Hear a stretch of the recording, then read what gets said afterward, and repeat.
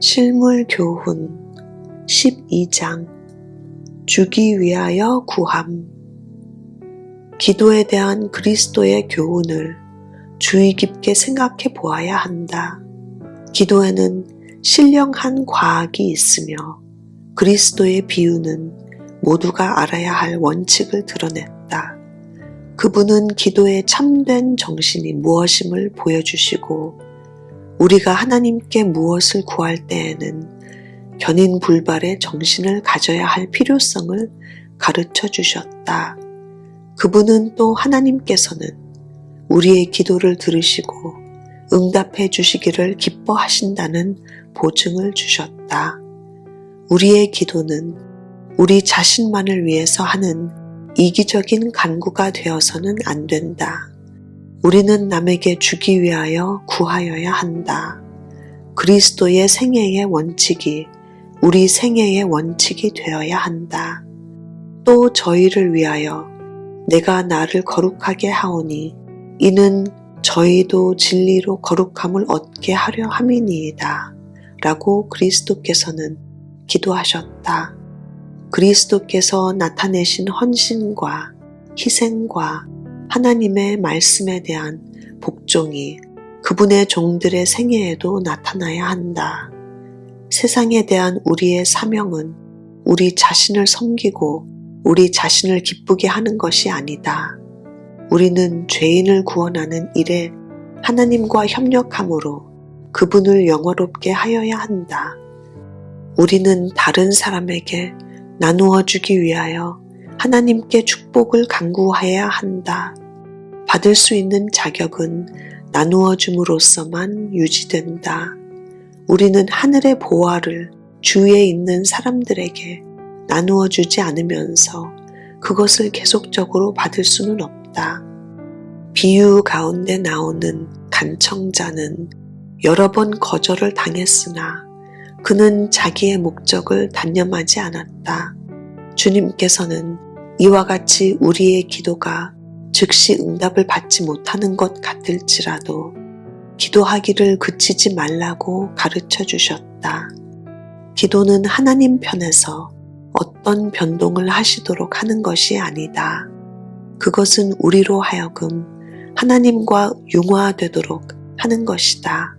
우리가 하나님께 무엇을 구할 때에 그분은 우리가 먼저 마음을 살피고 죄를 회개하여야 할 필요가 있다고 보실지도 모른다. 그러므로 그분은 우리 안에서 성령의 역사를 방해하는 그 무엇을 볼 수 있도록 하기 위하여 우리에게 시험과 시련을 허락하신다. 하나님의 허락이 이루어지는 데는 조건이 있다. 기도는 결코 의무를 대신할 수 없다. 너희가 나를 사랑하면 나의 계명을 지키리라 고 그리스도께서는 말씀하셨다. 또 나의 계명을 가지고 지키는 자라야 나를 사랑하는 자니 나를 사랑하는 자는 내 아버지께 사랑을 받을 것이요 나도 그를 사랑하여 그에게 나를 나타내리라 고 말씀하셨다. 조건은 이행하지 않으면서 하나님의 약속만을 내세우고 간구하는 자들은 하나님을 모독하는 것이다. 그들은 약속의 성취를 받기 위해 그리스도의 이름을 권위로 사용하지만 그리스도께 대한 그들의 믿음과 사랑의 표시가 될 만한 일들은 행하지 않는다. 많은 사람은 하늘 아버지께서 받아들이실 수 있는 조건을 상실하고 있다. 우리가 하나님께 나아갈 때에 얼마만한 신뢰심을 갖고 있는지를 엄밀히 살펴볼 필요가 있다.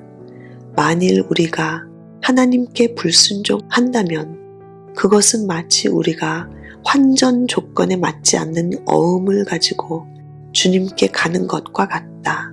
우리가 그분의 약속을 제시하고 그 약속을 이루시도록 구할 때에 만일 하나님께서 그런 못마땅한 요구를 들어주신다면 그분 스스로가 당신의 이름을 욕되게 하는 일이 될 것이다.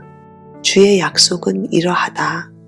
너희가 내 안에 거하고 내 말이 너희 안에 거하면 무엇이든지 원하는 대로 구하라. 그리하면 이루리라. 또 요한은 우리가 그의 계명을 지키면 이로써 우리가 저를 아는 줄로 알 것이요 저를 아노라 하고 그의 계명을 지키지 아니하는 자는 거짓말하는 자요 진리가 그 속에 있지 아니하되 누구든지 그의 말씀을 지키는 자는 하나님의 사랑이 참으로 그 속에서 온전케 되었나니 이로써 우리가 저 안에 있는 줄을 아노라고 말한다. 그리스도께서 제자들에게 하신 마지막 분부 속에는 내가 너희를 사랑한 것 같이 너희도 서로 사랑하라는 말씀이 있다. 과연 우리는 이 명령을 이행하고 있는가? 아니면 날카롭고 비그리스도인적인 특성을 나타내고 있는가? 만일 우리가 다른 사람을 괴롭혔거나 상심시켰다면 그 사람에게 우리의 잘못을 자백하고 화목을 구하는 것이 마땅한 일이다. 이것은 우리가 믿음으로 하나님께 나아가 그의 축복을 구하기 전에 반드시 하여야 할 필요 불가결한 준비이다. 기도로서 주님을 찾는 사람들 중에 흔히 등한히 하는 일이 또 하나 있다. 그대들은 하나님께 정직히 행하였는가? 주님께서 말라기 선지자를 통하여 너희 열조의 날로부터 너희가 나의 규례를 떠나 지키지 아니하였도다. 그런즉 내게로 돌아오라. 그리하면 나도 너희에게로 돌아가리라 하였더니 너희가 이르기를 우리가 어떻게 하여야 돌아가리이까 하도다. 사람이 어찌 하나님의 것을 도적질하겠느냐. 그러나 너희는 나의 것을 도적질하고도 말하기를 우리가 어떻게 주의 것을 도적질하였나이까 하도다. 이는 곧 11조와 헌물이라고 말씀하셨다. 온갖 축복을 다 주시는 하나님께서는 우리의 소유 중에 얼마를 요구하신다. 이것은 하나님께서 복음 사업을 유지하기 위하여 친히 제정하신 제도이다. 10분의 1을 하나님께 돌림으로써 우리는 그분의 선물에 대한 감사를 표시하게 된다. 그러나 우리가 그분에게 속한 것을 돌려드리지 않고 있다면 어떻게 그분의 축복을 구할 수 있겠는가? 우리가 세상 재물에 대해 신실한 청지기가 아니라면 어떻게 그분이 하늘의 것을 우리에게 맡겨주시기를 기대할 수 있겠는가? 우리의 기도가 응답받지 못하는 원인이 이 점에 있는지도 모른다. 그러나 너무나 자비로운 주님께서는 우리의 죄를 용서하시려고 다음과 같이 말씀하신다. 너희의 온전한 11조를 창고에 들여 나의 집에 양식이 있게 하고 그것으로 나를 시험하여 내가 하늘 문을 열고 너희에게 복을 쌓을 곳이 없도록 붙지 아니하나 보라. 내가 너희를 위하여 황충을 금하여 너희 토지 소산을 멸하지 않게 하며 너희 밭의 포도나무의 과실로 기한 전에 떨어지지 않게 하리니 너희 땅이 아름다워짐으로 열방이 너희를 복되다 하리라. 만군의 여호와의 말이니라고 하신다. 다른 모든 하나님의 요구에 대해서도 이와 같다. 모든 하나님의 축복은 순종을 조건으로 약속된 것이다. 하나님과 협력하는 사람들을 위하여 준비된 복이 하늘에 가득 차 있다.